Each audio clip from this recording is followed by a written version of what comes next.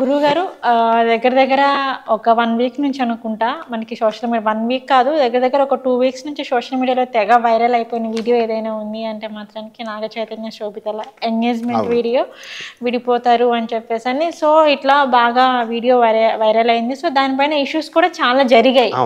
కానీ మనకి రీసెంట్గా వచ్చిన న్యూస్ ఇంకొకటి ఏంటి అంటే మనకి ఈరోజు చూసుకున్నట్లయితే ఎన్ కన్వెన్షన్ అనేది కూల్చివేయడం జరిగింది. అది ఇప్పటి నుంచే కాదు, సో ఎప్పటి నుంచి దానిపైన నోటీసులు వెళ్తూనే ఉన్నాయి, బట్ ఏం పట్టించుకోలేదని చెప్పేసి.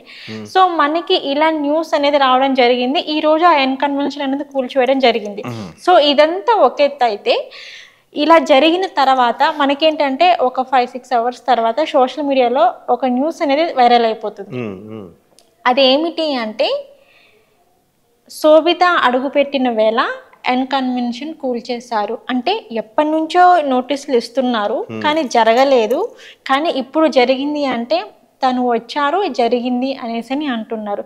సో దానిపైన మీరు ఏమంటారు? అంటే ఇలా మాట్లాడడం ఇలా చెప్పడం కరెక్టే అని అంటారా? అదంతా తప్పు.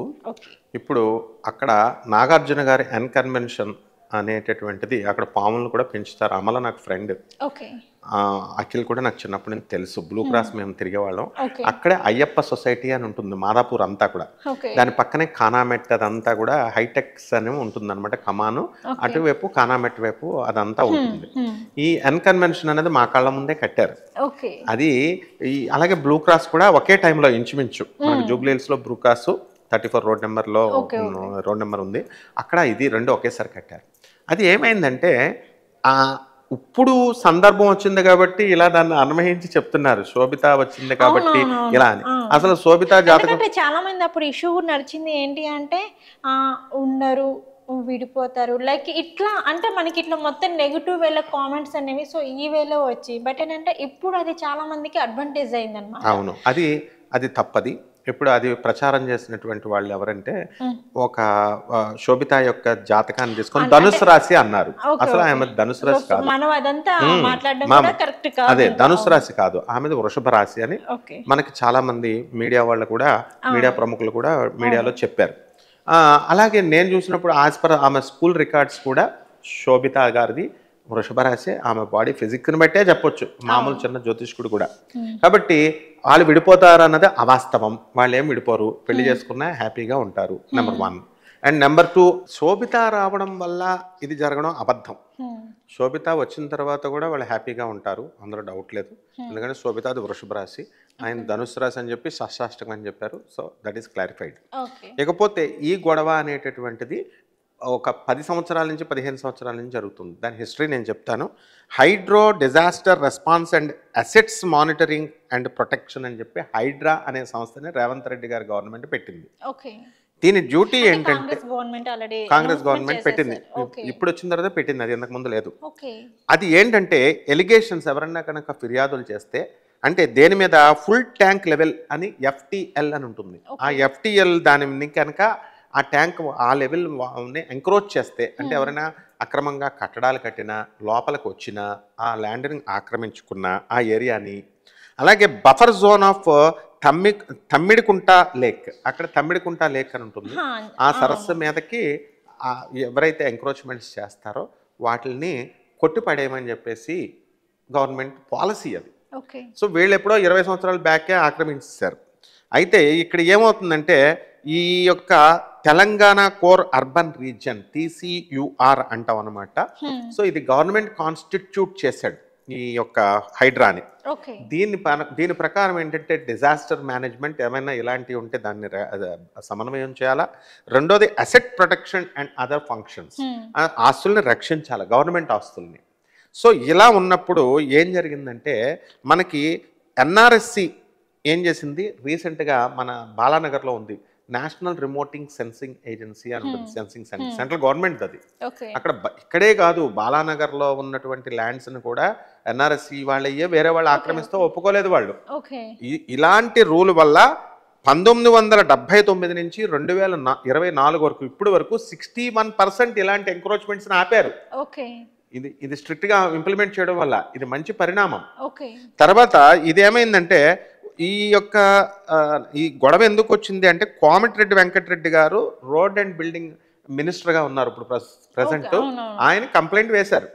కంప్లైంట్ వేస్తే ఈ నాగార్జున గారు కట్టినటువంటి లోపల బిల్డింగ్, ప్రైవేట్ ల్యాండ్ బిల్డింగ్ ఇది నాది, ఇది పట్టా ల్యాండ్ అని ఆయన చెప్తున్నారు. కాదు అంటుంది కాంగ్రెస్ గవర్నమెంట్. ఇది ఏంటంటే ఆ బిల్డింగ్ ఎంత మీద ఉందంటే 1.12 ఏకర్ ఎఫ్టిఎల్ ఏరియాలు, అంటే ఎకరం మీద ఇంకా ఎక్కువే. ఎకరం 1.12 అంటే నా ఎకరం మీద 8వ వంతు, మళ్ళీ 1 ఏకర్ కాకుండా 8వ వంతు. అండ్ ఇక్కడ ఇంకొక 2 ఎకరాలు కూడా తీసుకున్నారు. And additional area 2 acres with in the buffer zone లో. సో దీన్ని ఏం చేశారు, ఎఫ్టిఎల్ ఏరియా తుమ్మికుంట ఆ యొక్క లేక్ ఎంత అంటే టోటల్ 29.24 ఏకర్స్ ల్యాండ్ అక్కడ ఎవరు తీసుకోకూడదు, వీళ్ళు తీసుకున్నారు. మరి తీసుకొని దాంట్లో కట్టారు.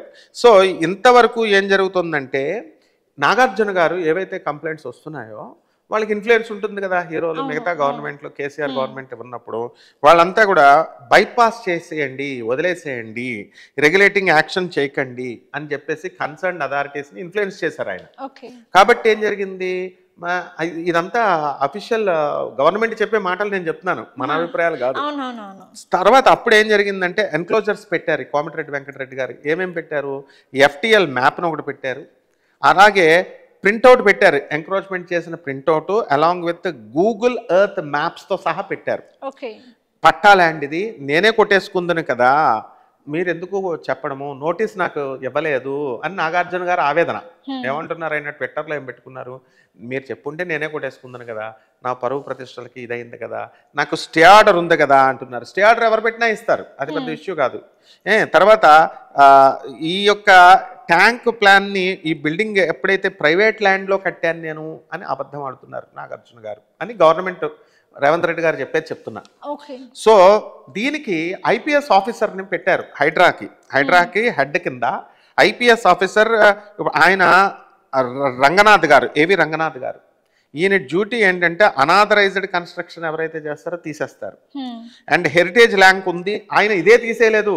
ఇప్పుడు రేవంత్ రెడ్డి గారు ప్రభుత్వం ఈ ముఖ్యంగా ట్రోల్ చేసే వాళ్ళ సంగతి చూసుకోవాలి, వీళ్ళు శోభిత వల్ల పోయింది అనేటటువంటి వాళ్ళకి తెలుసుకోవాలా. కేవలం దీన్నే కాదు, రంగనాథ్ గారు ఎవరెవరు తీసేశారు, అనాథరైజ్డ్ కన్స్ట్రక్షన్స్ ఎక్కడెక్కడ జరిగింది, హెరిటేజ్ లేక్ అని ఉంది, అక్కడ ఉన్న కట్టడాలు కొట్టేశారు. నెక్స్ట్ బుమ్ రుక్న్ ఉద్ దౌలా అనేటటువంటిది శాస్త్రీపురంలో ఉంది, అక్కడ బిల్డింగ్లు పడగొట్టేశారు. ఆ తర్వాత ఇది ఎక్కడ గండిపేట దగ్గర ఉన్నటువంటిది. అలాగే చాలా బిల్డింగ్స్ని కాంగ్రెస్ గవర్నమెంట్ పడగొట్టింది. ఇంత పెద్ద స్టోరీ ఉంది, అది నాగార్జున గారికి వాళ్ళకి మధ్య.